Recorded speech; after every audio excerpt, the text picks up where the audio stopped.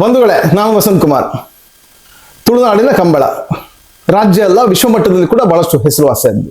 ಅದರಲ್ಲಿ ಕೂಡ ಆ ಕ್ಷೇತ್ರದಲ್ಲಿ ಗುಣಪಾಲ್ ಕಡಂಬರು ಅಂತ ಹೇಳಿದ್ರೆ ಬಹಳಷ್ಟು ಮಂದಿಗೆ ಗೊತ್ತಿರುವ ವ್ಯಕ್ತಿ. ಕಂಬಳ ಕ್ಷೇತ್ರದಲ್ಲಿ ಬಹಳಷ್ಟು ಅದಕ್ಕೊಂದು ಚೌಕಟ್ಟು ತರುವಲ್ಲಿ ಗುಣಪಾಲ್ ಕಡಂಬರ ಪ್ರಯತ್ನ ಬಹಳಷ್ಟು ಇರುವಂತದ್ದು. ಕಳೆದ 1970ನೇ ಸಾಲಿನಿಂದಲೇ ಕೂಡ ಅವರು ಕೂಡ ಕಂಬಳ ಕ್ಷೇತ್ರದಲ್ಲಿ ಇದ್ಕೊಂಡು ಕಂಬಳಕ್ಕೆ ಏನೆಲ್ಲ ಹೊಸ ಹೊಸ ಯುವಕರನ್ನು ಪರಿಚಯಿಸುವಂಥದ್ದು, ಅವರಿಗೆ ಒಂದಷ್ಟು ತರಬೇತಿ ಕೊಡುವಂಥದ್ದು, ಹೀಗೆ ಕಂಬಳಕ್ಕೊಂದು ಚೌಕಟ್ಟು ತರುವಲ್ಲಿ ಬಹಳಷ್ಟು ಪ್ರಯತ್ನ ಪಟ್ಟಿದ್ದಾರೆ. ಅವರ ಕಳೆದ 55 ವರ್ಷಗಳ ಕಂಬಳದ ಜರ್ನಿ ಹೇಗಿತ್ತು, ಇದರ ಬಗ್ಗೆ ಒಂದು ವಿಶೇಷ ಸಂದರ್ಶನ. ಇದು ಇಂದಿನ ಸಾಯಂ ಟೈಮ್ಸ್ ವಿಶೇಷ. ಗುಣಪಾಲ್ ಕಡಂಬರ ಕಾರ್ಯಕ್ರಮಕ್ಕೆ ಸ್ವಾಗತ.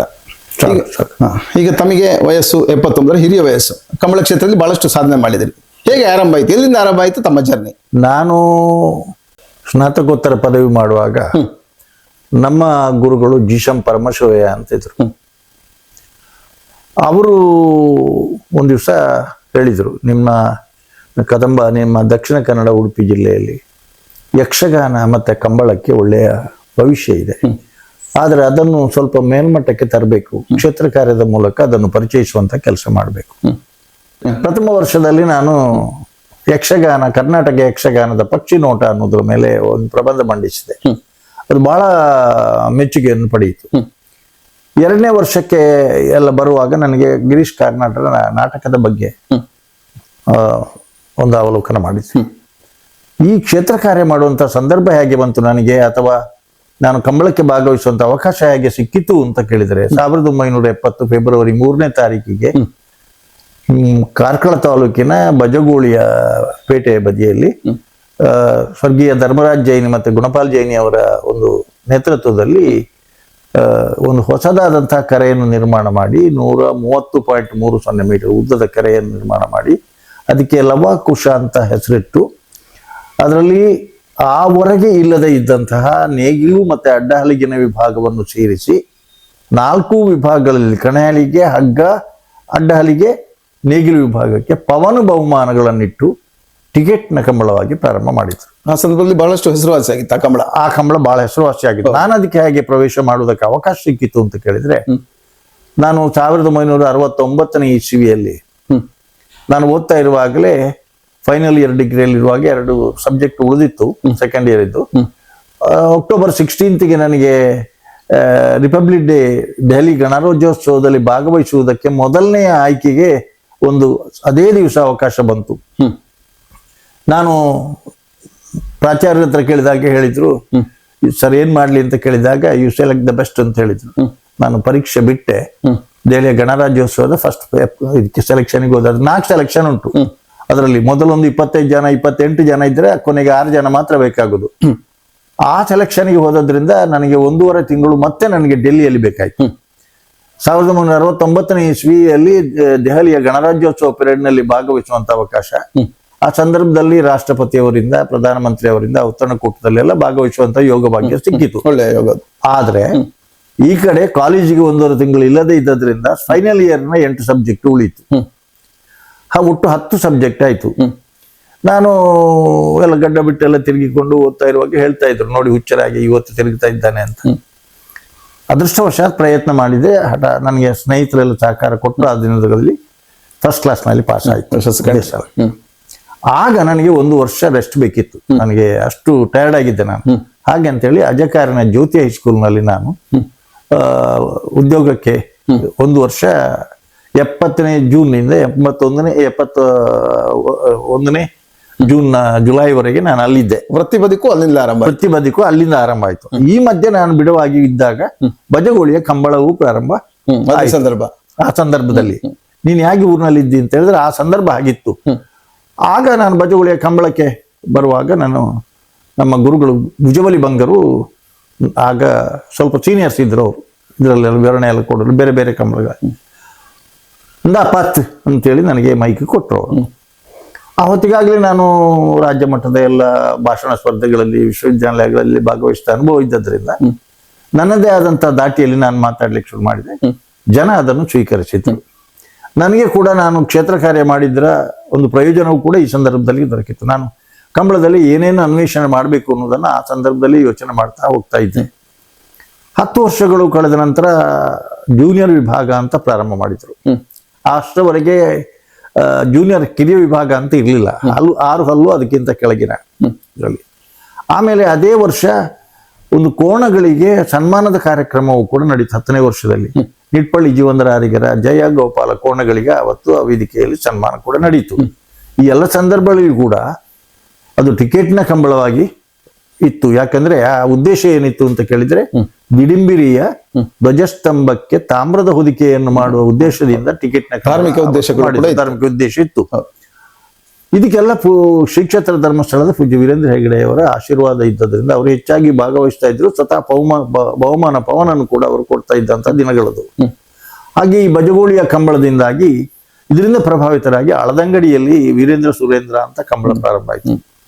ಪಾಣಬೆಂಗೂರಿನಲ್ಲಿ ಹಿಂದೆ ನಿಂತಿದ್ದ ಕಂಬಳಗಳು ಮತ್ತೆ ಪ್ರಾರಂಭ ಆದವು. ಬೋಳಂತೂರಿನಲ್ಲಿ ಕಂಬಳ ಆಗಿ ಅಲ್ಲಿಯೂ ಕೂಡ 3 ಕರೆಯ ಪ್ರಯೋಗ ಮಾಡಿದ್ರು.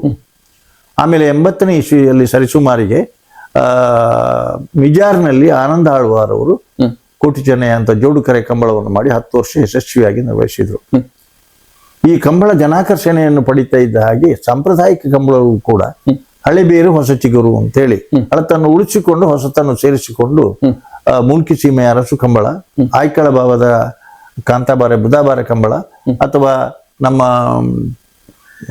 ಇದರ ಕಟ್ವಾಡಿ ಬೀಡ್ನ ಮೂಡುಪಡು ಜೋಡು ಕರೆ ಕಂಬಳಗಳೆಲ್ಲ ಆಧುನಿಕತೆಯನ್ನು ಸೇರಿಸಿಕೊಂಡು ಹಳತನ್ನು ಉಳಿಸಿಕೊಂಡು ಕಂಬಳ ಪ್ರಾರಂಭ ಆಯಿತು.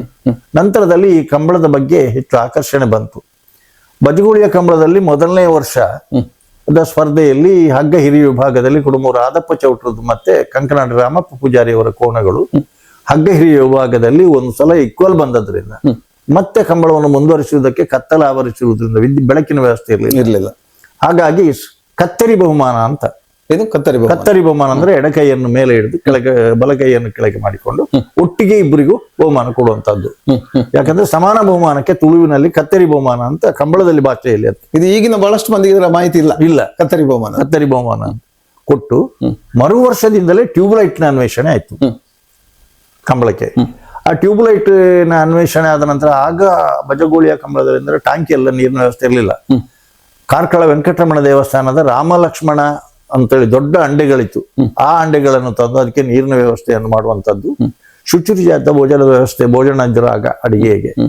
ಆ ದಿನಗಳಲ್ಲಿಯೂ ಕೂಡ ಒಂದು ಕಾನ್ಸೆಪ್ಟ್ ಆಗಿತ್ತು ಅಂದ್ರೆ ಶೌಚಾಲಯದ ವ್ಯವಸ್ಥೆ ಕಂಬಳದ ಕಾಂಪಸ್ನ ಒಳಗೆ ಅವ್ರು ಮಾಡಿದ್ರು ಆ ದಿನಗಳಲ್ಲಿಯೇ. ಹಾಗೆ ಅದು ಬಹಳ ಮುಂದುವರೆದು ಬಂದದ್ರಿಂದ ನನಗೂ ಕೂಡ ಕಂಬಳದಲ್ಲಿ ಬೆಳವಣಿಗೆಯನ್ನು ಕಂಡುಕೊಳ್ಳೋಕೆ ಸಾಧ್ಯ ಆಯಿತು. ನಾನು ಇಷ್ಟೊತ್ತಿಗೆ 73ರಲ್ಲಿ MA ಮುಗಿಸಿ ಬಂದು ಮೂಡುಬಿದಿರೆ ಜೈನ ಪದವಿ ಪೂರ್ವ ಕಾಲೇಜಿನಲ್ಲಿ ನಾನು ಒಂದು 27 ವರ್ಷ ಉಪನ್ಯಾಸಕನಾಗಿ 5 ವರ್ಷ ಪ್ರಾಚಾರ್ಯನಾಗಿ ನಿವೃತ್ತಿ ಆಗುವ ಈ ಸಂದರ್ಭದಲ್ಲೆಲ್ಲ ಬೆಳಿಗ್ಗೆ ಶನಿವಾರ ನಡೀತಾ ಇದ್ರಿಂದ ಅಥವಾ ಭಾನುವಾರ ನಡೀತಾ ಇದ್ದರಿಂದ ಅದು 24 ಗಂಟೆ ಒಳಗೆ ಮುಗಿತಾ ಇದ್ದರಿಂದ ನಾನು ಕಂಬಳ ಮುಗಿಸಿಕೊಂಡು ಕಾಲೇಜ್ ಡ್ಯೂಟಿಗೂ ಕೂಡ ಬರ್ತಾ ಇದ್ದದ್ರಿಂದ ನಮಗೇನಾಯ್ತು, ಕಂಬಳವನ್ನು ಬೇರೆ ಬೇರೆ ಕ್ಷೇತ್ರಗಳಿಗೆ ಪರಿಚಯಿಸುವುದಕ್ಕೆ ಒಂದು ಅವಕಾಶ ಸಿಕ್ಕಿತು. ಈಗ ಬಹಳಷ್ಟು ತಾವು ಒಂದು ಕಂಬಳದ ಹಿರಿಯರಾಗಿ ಒಂದಷ್ಟು ಅನುಭವಗಳನ್ನು ಹೇಳ್ತೀರಿ. ಇದು ಉಳಿದವರಿಗೂ ಮಾರ್ಗದರ್ಶನ. ಯಾಕಂದ್ರೆ ಆ ಕಾಲದಲ್ಲಿ ಬಹಳಷ್ಟು ಕಷ್ಟದ ದಿನಗಳಲ್ಲಿ ಕೂಡ ಕಂಬಳ ಹೇಗಿತ್ತು ಹೇಳೋ ಒಂದು ಕಲ್ಪನೆ, ಚಿಂತನೆಯನ್ನು ಹೊಸ ಪೀಳಿಗೆಗೆ ತಾವು ಕೊಟ್ಟಿದ್ರಿ. ಈಗ ಹೊಸ ಪೀಳಿಗೆ ಅಂದ್ರೆ ಯುವಕರಿಗೆ ಒಂದಷ್ಟು ಸ್ಪರ್ಧೆಯಲ್ಲಿ ಪಾಲ್ಗೊಳ್ಳು ಅಂದ್ರೆ ಕಂಬಳದಲ್ಲಿ ಯಾರು ಓಟಗಾರರಿದ್ದಾರೆ ಅವರಿಗೆ ಯಾವ ರೀತಿ ಓಡಬೇಕು, ಜೊತೆಗೆ ಕಂಬಳದಲ್ಲಿ ಯಾವ ರೀತಿ ಇರ್ಬೇಕು ಹೇಳುವ ಒಂದು ತರಬೇತಿ ಅಂತ ಆರಂಭ ಮಾಡಿದ್ರಿ. ಇದು ಯಾತಕ್ಕಾಗಿ ಆರಂಭ ಮಾಡಿದ್ರಿ ಮತ್ತೆ ಯಾವಾಗ ಆರಂಭ ಮಾಡಿದ ಉದ್ದೇಶ, ಕಂಬಳದಲ್ಲಿ ಒಂದು ಶಿಸ್ತರಬೇಕು ಅಂತೇಳಿ 1989ನೇ ಇಸವಿಯಲ್ಲಿ ಶ್ರೀ ಕ್ಷೇತ್ರ ಧರ್ಮಸ್ಥಳದ ವಸಂತ ಮಹಲ್ನಲ್ಲಿ ಪೂಜ್ಯ ಕಾವಂದರ ಅಧ್ಯಕ್ಷತೆಯಲ್ಲಿ ಉಡುಪಿ, ದಕ್ಷಿಣ ಕನ್ನಡ ಮತ್ತು ಕಾಸರಗೋಡಿನ ಎಲ್ಲ ಸೇರಿಕೊಂಡು ಒಂದು ಜಿಲ್ಲಾ ಕಂಬಳ ಸಮಿತಿ ಅಂತ ಮಾಡಿಕೊಂಡೆವು. ಅದರಲ್ಲಿ ಮೊದಲನೇ 10 ವರ್ಷ MRH ಪೂಂಜ ಅವರು, ಮತ್ತೆ 10 ವರ್ಷ ಡಾಕ್ಟರ್ ಜೀವಂದರ್ ಬಳ್ಳಾಲ್ ಅವರು, ಉಳಿದಾಗೆ 2 ವರ್ಷಗಳಾಗಿ ಸದಾನಂದ ಶೆಟ್ಟಿ ಅವರು, ಹೀಗೆಲ್ಲ 2 ವರ್ಷದ ಅವಧಿಗೆ ಮುಗಿಯಿತು. ಅಲ್ಲಿ ಎಲ್ಲ 2003ನೇ ಇಸ್ವಿಯಲ್ಲಿ ಅದಕ್ಕೊಂದು ಸಂವಿಧಾನ ಮಾಡಿದ್ವಿ. ಕಂಬಳವನ್ನು ರಿಜಿಸ್ಟ್ರೇಷನ್ ಮಾಡಿ ಅದಕ್ಕೆ ಒಂದು ನೀತಿ ನಿಯಮಗಳನ್ನು ರೂಪಿಸಿ ಹೀಗೆಲ್ಲ ಹೇಳ್ತಾ ಇರುವಂತದ್ದನ್ನು ಅವತ್ತೇ ಅದರಲ್ಲಿ ನಾವು ತಂದಿದ್ದೇವೆ. ಈ ಮಧ್ಯೆ ಕಂಬಳದಲ್ಲಿ ಸ್ವಲ್ಪ ಅಸ್ತವ್ಯಸ್ತಗಳಾಗಿ ಆಮೇಲೆ ಓಟಗಾರರ ಸಮಸ್ಯೆ ಎಲ್ಲ ಬಂದದ್ರಿಂದ ನಾವು ಸಮಾನ ಮನಸ್ಕರಾದ 11 ಜನ ಸೇರಿ 2011ನೇ ಇಸವಿಯಲ್ಲಿ ಮೇನಲ್ಲಿ ಕಂಬಳ ಸಂರಕ್ಷಣೆ, ನಿರ್ವಹಣೆ ಮತ್ತು ತರಬೇತಿ ಅಕಾಡೆಮಿ ಅಂತ ಒಂದು ಸಂಸ್ಥೆಯನ್ನು ಹುಟ್ಟಾಕಿದೆವು. ಆ ಮೊದಲನೇ ತರಬೇತಿ ಶಿರ್ಲಾಲ್ನಲ್ಲಿ ನಡೀತು. ಹೇಗಿತ್ತು ಅಂದ್ರೆ ಅದು ಮೊದಲು ಅದರ ಸಿಲೆಬಸ್ ಕೂಡ ನಮ್ದೇ. ಯೋಗ, ವ್ಯಾಯಾಮ, ಆಹಾರ ಪದ್ಧತಿ, ಕೋಣಗಳ ಸಾಕುವಿಕೆ, ಅರಗಿಕೆ, ಆಹಾರ ಕೊಡುವಂತದ್ದು ಕೋಣಗಳಿಗೆ, ಆಮೇಲೆ ಕಂಬಳದ 6 ವಿಧದ ಹಗ್ಗಗಳನ್ನು ನೇಯುವಂತಹ ತರಬೇತಿ, ಅದಕ್ಕೆ ತಜ್ಞರು ನಮ್ಮಲ್ಲಿ ಅಪ್ಪಣ್ಣ ಅಂತ ಇದ್ದಾರೆ ಸರ್, ಅವರ ಅವರ ನೇರವಾದಂತಹ ಇದರಲ್ಲಿ ನಾವು ಅದನ್ನು ಪ್ರಾರಂಭ ಮಾಡಿದೆವು. ಅಲ್ಲಿ ಎಲ್ಲ ತರಬೇತಿ ಆಗುವಾಗ ಪ್ರಾರಂಭ ಹೇಗೆ ಮಾಡಿದ್ವಿ ಅಂತ ಕೇಳಿದ್ರೆ, ಮೋಟರ್ ಸೈಕಲ್ನ ಹಿಂದೆ ಹಗ್ಗ ಕಟ್ಟಿ ಆ ಹಗ್ಗವನ್ನು ಹಿಡ್ಕೊಂಡು ಓಡಬೇಕು.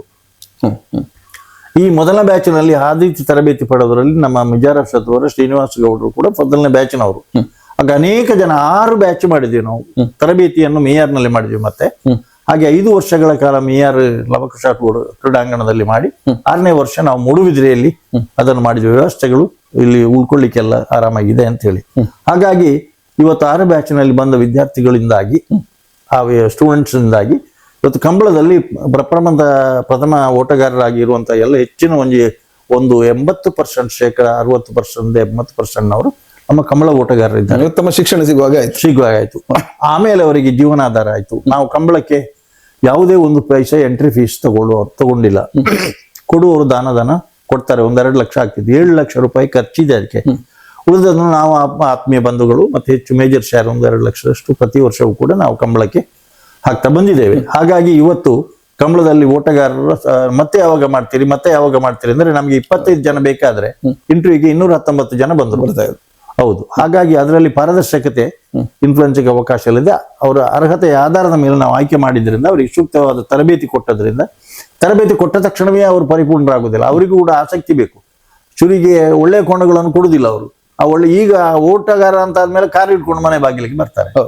ತರಬೇತಿಗೆ ಒಂದು ಕೋಣ ಕೊಡಿ ಅಂದ್ರೆ ಅವರು ಆಗುದಿಲ್ಲ. ನಾವು ಯಾಕಂದ್ರೆ ಬೆಳ್ಳಾರಿಯಿಂದ ಬೈಂದೂರಿನವರೆಗೆ ಖಾಲಿ ಕೋಣಗಳನ್ನು ತಂದು ಅವರಿಗೆ ವಾಪಸ್ ಕೊಡ್ಬೇಕು ಅಂತಾದ್ರೆ ಟೆಂಪೋ ಬಾಡಿಗೆ 1.5 ಲಕ್ಷ ಆಗ್ತದೆ. ಆಮೇಲೆ ಸಾಕ್ಲಿಕ್ಕೆ ಹುಲ್ಲು, ಆಮೇಲೆ ಹುರುಳಿ, ಇದು 4 ಜನ ಅದನ್ನು ನೋಡಿಕೊಳ್ಳಿಕ್ಕೆ, ಇದಕ್ಕೆಲ್ಲ ಆಗುವಾಗ ಕಂಬಳದ ಕೋಣಗಳ ಆರೈಕೆ ಬದಲಿಗೆ 3-3.5 ಲಕ್ಷ ರೂಪಾಯಿ ಅಷ್ಟು ಖರ್ಚಿದೆ. ಆದ್ರೂ ನಮ್ಗೆ ಇವತ್ತು ಸಂತೋಷ ಏನು ಅಂತ ಕೇಳಿದ್ರೆ, ಕೋಣಗಳು ಇವತ್ತು ಓಡುವುದಾದ್ರೆ ಅದಕ್ಕೆ ಬೇಕಾದಂತಹ ತರಬೇತಿಯನ್ನು ಕೊಡುವಂತದ್ದು. ಮುಂದೆಯೂ ಕೂಡ ನಾವು ಅದನ್ನು ಮುಂದುವರ್ಸಿಕೊಂಡು ಹೋಗ್ತೇವೆ. ಯಾಕಂದ್ರೆ ಸಾಕಷ್ಟು ಜನರ ಒತ್ತಡ ಇದೆ. ಗುಣಪಾಲ್ ಕಡಬ್ರೆ, ಈಗ ನೋಡಿ, ಕಂಬಳ ಕ್ಷೇತ್ರ ಬಹಳಷ್ಟು ವರ್ಷದಿಂದ ಕೂಡ ಇರುವಂತದ್ದು, 800 ವರ್ಷಗಳ ಒಂದು ಇತಿಹಾಸ ಇದೆ ಹೇಳುವ ಒಂದು ಉಲ್ಲೇಖ ಇದೆ. ಈಗ ಕಳೆದ ಕೆಲವು ವರ್ಷಗಳ ಹಿಂದೆ ಒಂದಷ್ಟು ಪ್ರಾಣಿ ದಯಾ ಸಂಘದವರು ಪೇಟ ಹೇಳುವ ಹೆಸರಿನಲ್ಲಿ ಒಂದಷ್ಟು ಸಮಸ್ಯೆಗಳನ್ನು ತಂದೊಡ್ಡಿದ್ರು. ಈಗ ಅದರ ಪರಿಹಾರ ಯಾವ ರೀತಿ ಆಯ್ತು ನೋಡಿ. ಎನಿಮಲ್ ಕ್ರೂಯಲ್ ಆಕ್ಟ್ 1960 ಇಲ್ಲಿ ಏನ್ ಹೇಳ್ತಾರೆ ಅಂದ್ರೆ, the anatomy of the buffalo is not meant for race. ಕೋಣಗಳ ದೈಹಿಕ ರಚನೆ ಓಟಕ್ಕೆ ಪೂರ್ವಕವಾಗಿಲ್ಲ ಅನ್ನುವಂಥದ್ದು ಪ್ರಾಣಿ ದಯಾ ಸಂಘದವರ ವಾದ. Horse is the racing animal, ಅದು ಓಟಕ್ಕೆ ಅದಕ್ಕೆ ಬೇಕಾದ್ದು ಇದೆ. ಇದರ ದೇಹದ ಆಕಾರ ಎಲ್ಲ ಸರಿ ಇಲ್ಲ ಅಂತೇಳಿ 2014ನೇ ಇಸ್ವಿಯಲ್ಲಿ ಅವರು ದೊಡ್ಡ ಆಕ್ಷೇಪ ಮಾಡಿದ್ರು. ಆ ಸಂದರ್ಭದಲ್ಲಿ ನಮ್ಮ ಜಿಲ್ಲಾ ಕಂಬಳ ಸಮಿತಿಯ ಅಧ್ಯಕ್ಷರಾಗಿದ್ದವರು ಭಾಸ್ಕರ್ ಕೋಟ್ಯಾನವರು, ಅವರ ಒಂದು ಹಿರಿತನದಲ್ಲಿ ಎಲ್ಲ ಉಭಯ ಜಿಲ್ಲೆಗಳ ಎಲ್ಲ ಜನ ಸೇರಿ ಈ ಬ್ರಿಜೇಶ್ ಚೌಟ್ರು ಮಂಗಳೂರಿನಲ್ಲಿ ಯುವಕರನ್ನೆಲ್ಲ ಸೇರಿಸಿಕೊಂಡು ಆ ದಿನಗಳಲ್ಲಿ ಕಂಬಳಕ್ಕಾಗಿ ಶ್ರಮಿಸಿದವರು. ಹಾಗೆ ಒಂದು 100-125ಕ್ಕಿಂತಲೂ ಹೆಚ್ಚು ಜೊತೆ ಕೋಣಗಳು, ಒಂದು 25,000 ಜನರು. ಆ ಸಂದರ್ಭದಲ್ಲಿ ನಮ್ಮ ಐವಾನ್ ಡಿಸೋಜ ಅವರು ಬಲ್ಮಠದಿಂದ ನಮ್ಮ ಇದರವರೆಗೂ ಕೂಡ ನೆಹರು ಮೈದಾನವರೆಗೂ ಕೂಡ ನಡೆದಿದ್ದಾರೆ. ಅವರು ವಾಕಿಂಗ್ ನಲ್ಲಿ ಬಂದಾರೆ. ಅದಕ್ಕೋಸ್ಕರ ಆ ಒಂದು ಇದರಲ್ಲಿ ಜನರಿಗೆ ಒಂದು ಅವೇರ್ನೆಸ್ ಮೂಡಿಸುವಂತಹ ದೃಷ್ಟಿಯಲ್ಲಿ ಮಾಡಿದಂತಹ ಅಹಿಂಸಾತ್ಮಕವಾದಂತಹ ಹೋರಾಟ, ಒಬ್ಬರ ಕೈಯಲ್ಲೂ ಬೆತ್ತ ಇರಲಿಲ್ಲ. ಆಮೇಲೆ ಅಭಯಚಂದ್ರ ಜೈನ್ ಅವರು ಮೂಡುಬಿದ್ರೆಯಲ್ಲಿ ಅಂತದ್ದೇ ಒಂದು ವ್ಯವಸ್ಥೆಯನ್ನು ಮಾಡಿದ್ರು. ಎಲ್ಲ ಸಂದರ್ಭಗಳಲ್ಲಿಯೂ ಕೂಡ ಇದನ್ನು ನೋಡಿದ ಪ್ರಜಾವಾಣಿ ಪತ್ರಿಕೆ ಮುಖಪುಟದಲ್ಲಿ ಬರೆದರು, ಕೋಣಗಳವರಲ್ಲಿ, ಕಂಬಳದವರಲ್ಲಿ ಇದ್ದಂತಹ ಒಗ್ಗಟ್ಟು, ಕೆಚ್ಚು, ಪ್ರದರ್ಶನ ನಮ್ಮ ಎತ್ತಿನ ಹೊಳೆಯ ಇದರಲ್ಲಿ ಇರ್ತಾ ಇದ್ದಾರೆ. ಯಾವತ್ತೂ ಈ ಯೋಜನೆಗೆ ಬರ್ತಾ ಇತ್ತು ಹೇಳ್ತಾ ಹೋದ್ರು. ಆಮೇಲೆ ನಾವು ಅದನ್ನು ಆಗ ಹೈಕೋರ್ಟ್ ನ್ಯಾಯಾಧೀಶರಾಗಿದ್ದವರು ನಮ್ಮ ಅಬ್ದುಲ್ ನಜೀರ್ ಸಾಹೇಬ್ರು, ಅವರು ದೆಹಲಿಗೆ ಹೋದಾಗ ಅವ್ರು ಹೇಳಿದ್ರು, ನಾನು ಅವರ ಇದರಲ್ಲಿ 1 ವರ್ಷದ ಮಟ್ಟಿಗೆ ಇದು ವೈಜ್ಞಾನಿಕ ಅಧ್ಯಯನ ಆಗ್ಬೇಕು ಅಂತ ಹೇಳಿದ್ರು. ವೈಜ್ಞಾನಿಕ ಅಧ್ಯಯನಕ್ಕೆ 1 ವರ್ಷ ಕೊಟ್ಟಾಗ ಆಗ ನಮ್ಮಲ್ಲಿ 4 ಜನ ಮಂತ್ರಿಗಳಿದ್ರು. ಮಾನ್ಯ ರಮಾನಾಥ್ ರೈ ಅವರು, ವಿನಯ್ ಕುಮಾರ್ ಸರ್ಕೆ ಅವರು, ಯು ಟಿ ಖಾದರ್ ಅವರು, ಅಭಯ್ ಚಂದ್ರ ಜೈನ್ ಅವರು, ಇವರು 4 ಜನರನ್ನು ಕರ್ಕೊಂಡು ವಿಧಾನಸೌಧಕ್ಕೆ ಹೋಗಿ ಅಲ್ಲಿ ಮುಖ್ಯಮಂತ್ರಿ ಸಿದ್ದರಾಮಯ್ಯನವರನ್ನು ಭೇಟಿ ಮಾಡಿಸಿ ಮಧ್ಯದಲ್ಲಿ ಅವರು ಅಸೆಂಬ್ಲಿಯಲ್ಲಿ ಎದ್ದು ಬಂದ್ರು ಹೊರಗೆ. ಆಗ ಇದಕ್ಕೊಂದು ವೈಜ್ಞಾನಿಕ ಅಧ್ಯಯನ ಆಗ್ಬೇಕು ಅಂತ ಹೇಳಿ ಬೀದರ್ ಪಶುವೈದ್ಯಕೀಯ ವಿಶ್ವವಿದ್ಯಾಲಯದವರನ್ನು ಒಂದು ತಂಡವನ್ನು ರಚಿಸಿದರು. 2017ನೇ ಇಸ್ವಿ ಫೆಬ್ರವರಿಯಲ್ಲಿ ಬಜಗೋಳಿಯಲ್ಲಿ ಮಿಯಾರ್ನಲ್ಲಿ ಒಂದು ಕಂಬಳ ಮಾಡಿ ಅವರು ಅಧ್ಯಯನ ಮಾಡಿ ಹೋದಾಗ ಒಂದು ಒಳ್ಳೆ ರಿಪೋರ್ಟ್ ಕೊಟ್ಟರು. ಇದು ಜಲ್ಲಿಕಟ್ಟಿನ ಹಾಗೆ ಕ್ರುಯಾಲಿಟಿ ಇಲ್ಲ ಇದರಲ್ಲಿ, ಕಂಬಳದಲ್ಲಿ ಅಂಥದ್ದು ಹಿಂಸೆ ಇಲ್ಲ, ಅದನ್ನು ಜನರನ್ನು ಎಜುಕೇಟ್ ಮಾಡುವುದರಿಂದ ಮಾಡ್ಬೋದು. We can educate the peoples. And Kambala academy is doing the pioneer work in this field ಅಂತ ಅವ್ರು ರಿಪೋರ್ಟ್ ಕೊಟ್ಟರು. ಆಮೇಲೆ ಕೋರ್ಟಿನಲ್ಲಿ ವಾದ ಆಯಿತು. ಇದರ ಬೇಸ್ ಮೇಲೆ ಕರ್ನಾಟಕ ಸರ್ಕಾರ ವಿಧಾನ ಪರಿಷತ್ನಲ್ಲಿ ವಿಧಾನಸಭೆಯಲ್ಲಿ ಒಂದು ಅಮೆಂಡ್ಮೆಂಟ್ ಬಿಲ್ ಅನ್ನು ತಂದೋದು ರಾಷ್ಟ್ರಪತಿಗೆ ಕಳಿಸಿಕೊಟ್ರು. ಆ ಸಂದರ್ಭದಲ್ಲಿ ಕೋರ್ಟಿನಲ್ಲಿಯೂ ಕೂಡ ವಾದ ನಡೆಯಿತು. ವಾದ ನಡೆದಾಗ ನಾವು ಕೋರ್ಟ್ನಲ್ಲಿ ಹೋಗಿ ಕೂತಿದ್ದೆವು. ನಮ್ಮ ಬಿ ವಿ ಆಚಾರ್ಯ ಅವರು ಬಹಳಷ್ಟು ಒಳ್ಳೆಯ ವಾದ ಮಾಡಿದ್ರು. ಅವ್ರು ಬರೀತಾರೆ, ದ ಲರ್ನಡ್ ಜಡ್ಜ್ ಇದು advocate general B V Achar argued like anything and he has produce all the relevant documents but the law says like this ಅಂತ ಹೇಳಿ ಅದನ್ನು ಸುಪ್ರೀಂ ಕೋರ್ಟಿಗೆ ಹಾಕಿದ್ರು ಅವರು. ಆ ಸಂದರ್ಭದಲ್ಲಿ ಡೆಲ್ಲಿಗೆ ಫೈಲ್ ಹೋದಾಗ ಸದಾನಂದ ಗೌಡರವರು ಮಂತ್ರಿ ಆಗಿದ್ರು. ವೀರಪ್ಪ ಮೊಯ್ಲಿ ಅವರು ಮೂಲಕ ನಾವು ಕಾಂಟ್ಯಾಕ್ಟ್ ಮಾಡಿದೀವಿ. ಆಸ್ಕರ್ ಫಂಡ್ ಜಾಸ್ತಿ ಪಕ್ಷಾತೀತ ಎಲ್ಲರೂ ಮಾಡಿದ್ವಿ. ಕಂಬಳಕ್ಕೆ ಬಹಳಷ್ಟು ಮಂದಿ ಅಭಿಮಾನಿ. ಹಾಗಾಗಿ ಅವರು ರಾಂಚಿಯಲ್ಲಿ ರವಿಶಂಕರ್ ಪ್ರಸಾದ್ ಆಗ ಲಾ ಮಿನಿಸ್ಟರ್ ಆಗಿದ್ದವರು ರಾಂಚಿಯಲ್ಲಿ ಇದ್ರು. ರಾಂಚಿಗೆ ದೂರವಾಣಿ ಮೂಲಕ ಮಾತಾಡಿ ನಮಗೆ ಸಂಪರ್ಕ ಮಾಡಿದ್ರು. ಆಗ ನಮ್ಮ ಇವರು ತೀರಿ ಹೋದವರು ಮಿನಿಸ್ಟರ್ ಆಗಿದ್ರು ಅನಂತ್ ಕುಮಾರ್ ಅವರು ಎಲ್ಲ ಸೇರಿ ಇದಾದಾಗ ನಮ್ಮ ಒಂದು ಟೆಕ್ನಿಕಲ್ ಯಾವುದೋ ಕಾರಣದಿಂದಾಗಿ ಫೈಲ್ ಲಾ ಮಿನಿಸ್ಟರ್ ಕೈಯಲ್ಲಿ ಉಳಿದಿತ್ತು. ನಾನು ಮತ್ತೆ ನಮ್ಮ ಸ್ನೇಹಿತರು ಬಂಟ್ವಾಳ ಸೀತಾರಾಮಾಚಾರ್ ಕೂಡ ಹೋದ್ವಿ. ಈ ಕಡೆಯಿಂದ ಜಿಲ್ಲಾ ಕಂಬಳ ಸಮಿತಿಯವರು ಕೂಡ ಪ್ರಯತ್ನ ಮಾಡ್ತಾ ಇದ್ರು. ಆಗ ಬಾರ್ಕೂರ್ ಶಾಂತರಾಮ್ ಶೆಟ್ರು ಬಹುಶಃ ಅಧ್ಯಕ್ಷರಾಗಿದ್ದು ಅಂತ ಕಾಣ್ತು ನನಗೆ. ಆ ಎಲ್ಲ ಸಂದರ್ಭದಲ್ಲಿಯೂ ಕೂಡ ನಾವು ಅದನ್ನು ಪ್ರಯತ್ನ ಮಾಡಿದ್ವಿ.